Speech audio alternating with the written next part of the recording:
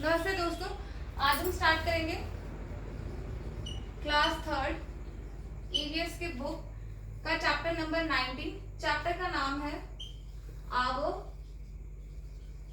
Friends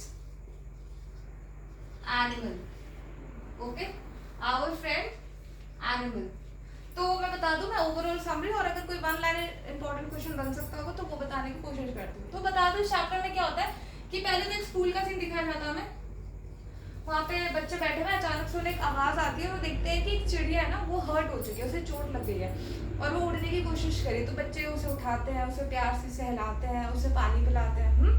और देखो देखते हैं कि वो कोशिश करे बेचारे की उड़ सके। अगले दिन फिर देखते हैं कि चिड़िया क्लासरूम में उड़ रही है। देखते हैं कि यार ये वही वाली तो नहीं है जो जिसे कल चोट लग गई थी। तो बस ये बताया जाता है। अगले में हमें बताया जाता है कि एक शंकर नाम का बच्चा है जो बहुत हैप्पी है। ठीक है, अभी हैप्पी चल रहा है। क्यों? क्योंकि उसके गार्डन में ना एक कैट ने 4 किटन्स को जन्म दिया है। अच्छा, ये याद रखना कि कैट के बच्चों को क्या कहते हैं? किटन्स कहते हैं। तो शंकर खुश है, देख रहा है किटन्स हो रखी है, क्यूट क्यूट सी किटन्स है। फिर अगले सुबह ना उसे उस बिल्ली के रोने की आवाज आती है। देखता है कि क्यों रो रही है आखिर। तो देखता है कि जो कैट है ना, वो अपने 3 बच्चों को लेके रो रही है क्योंकि उसका एक बच्चा मिसिंग है। फिर हम आगे देखते हैं कि एक काव है भोली नाम की।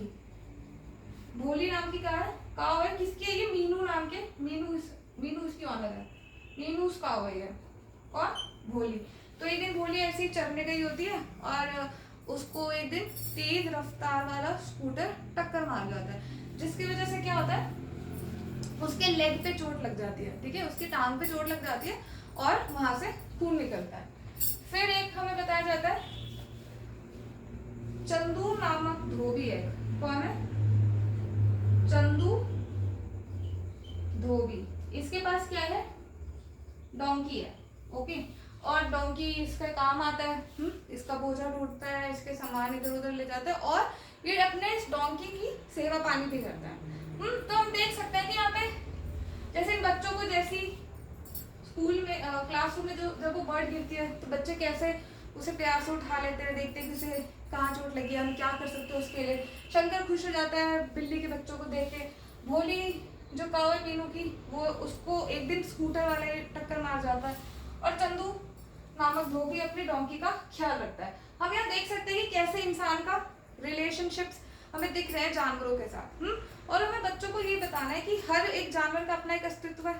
मतलब इस दुनिया में हर एक जानवर का अपनी एक वैल्यू है, अपना उनका एक स्थान है। तो हमें वही बच्चों को बताना है कि किस तरह से हर एक जानवर हमारे लिए इम्पोर्टेंट है।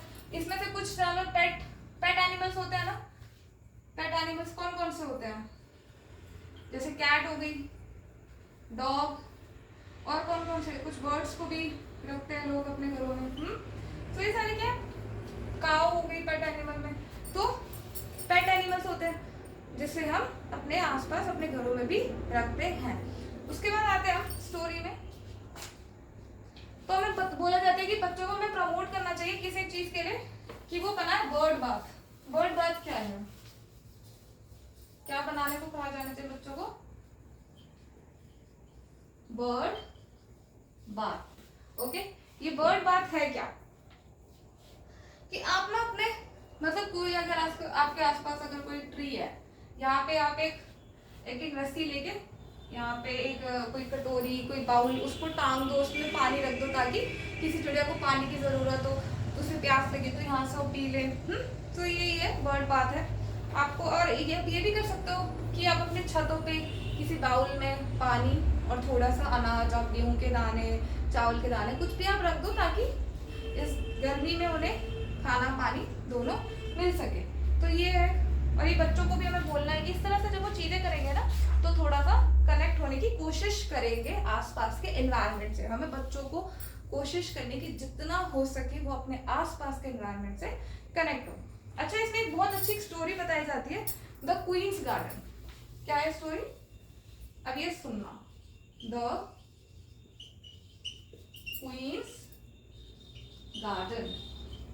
ओके, तो एक क्वीन है, इसके गार्डन में क्या होता है? मैंगोज। ठीक है, इसके गार्डन में क्या होता है? मैंगोज होते हैं। तो इसका जो गार्डनर है ना, जो माली है, वो एक दिन इसके पास मैंगो की टोकरी लेके आता है। तो ये कहती है बस इतने से आम हो गया, तो इतने से आम बने।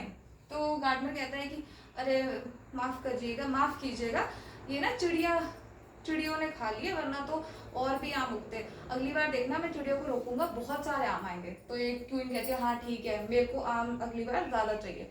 अब अगले साल क्या होता है, जो पैदावार पिछले साल हुई थी ना, उससे भी कम पैदावार होती है। अब फिर क्वीन कहती है कि अच्छा तुम तो कह रहे थे मुझे कि इस बार तो पैदावार ज्यादा होगी, ये क्या तुम तो पिछली बार से भी कम लाए।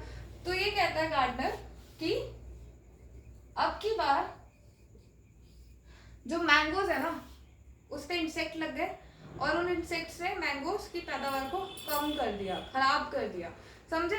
तो जब यहाँ पे बर्ड्स हुआ करती थी ना, तो ये बर्ड्स थोड़ा बहुत ही मैंगो खाती होंगी यार, बट ये मैंगो के साथ क्या खाती थी, इंसेक्ट्स खाती थी। क्या खाती थी, इंसेक्ट्स।